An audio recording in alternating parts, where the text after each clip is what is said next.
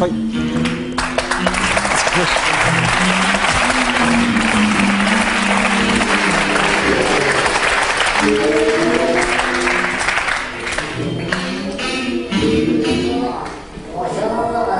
Merci de m'avoir invité.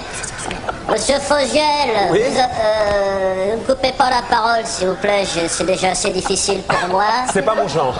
Oui, je vais te la fermer, tu vas voir. Alors, Monsieur Fogiel, vous avez invité sur votre plateau l'humoriste musulman Jamel Debbouze.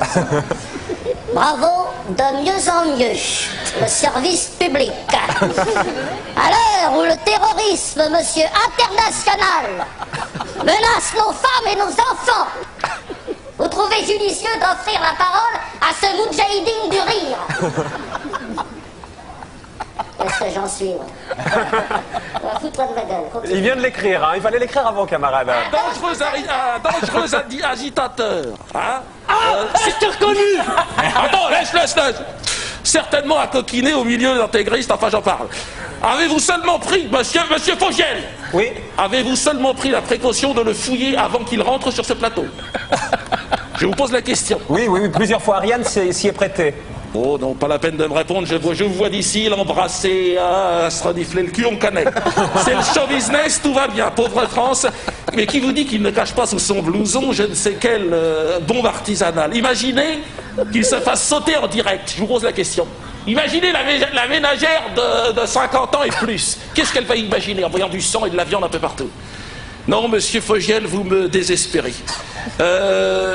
Attends, t'as vu? c'est dur.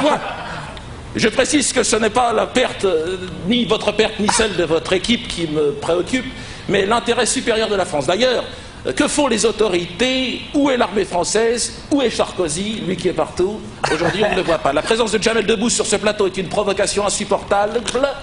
Un acte antisémite auquel il vous faudra répondre, monsieur Fogiel, auquel il vous faudra répondre. Je ne dis pas ça pour...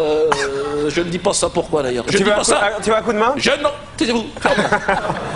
Je me suis récemment, vous l'avez vu, je ne dis pas ça parce que je me suis récemment reconverti au fondamentalisme sioniste, enfin bon, pour des raisons qui me sont purement professionnelles, enfin spirituelles.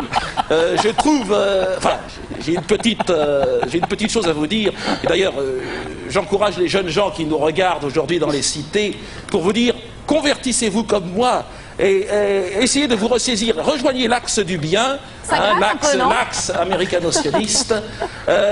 Ça me paraît important, hein, qui vous offrira beaucoup de débouchés, beaucoup de bonheur, et surtout le seul axe qui vous offrira la possibilité de vivre encore un peu. Hein.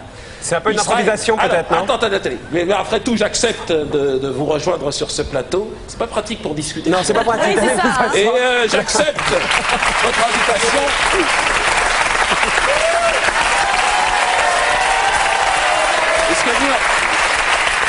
Avec Dieudonné, il est toujours borderline.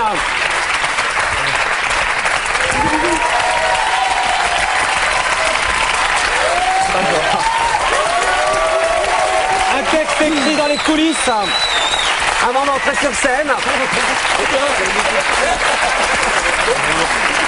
Dieudonné.